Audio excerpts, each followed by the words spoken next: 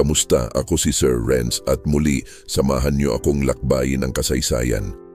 Ang ating kwento ngayon ay tungkol sa isang taong hindi kailanman tumindig pero itinindig ang buong bayan. Ito si Apolinario Mabini.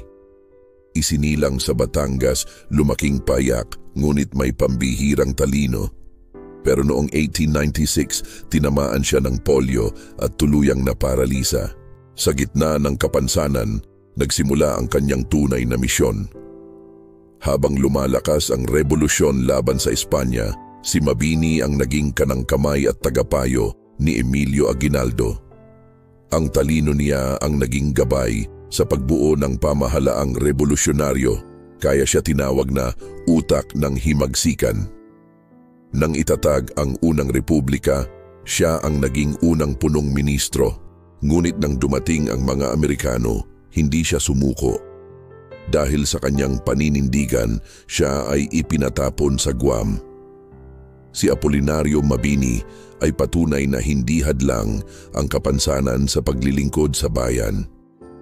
Ngayon kung bibili ka gamit ang 10 piso, kilala mo na siya. Maraming salamat sa panonood. I-follow ang biyahe ni Renz para sa mas marami pang makasaysayang kwento ng Pilipinas.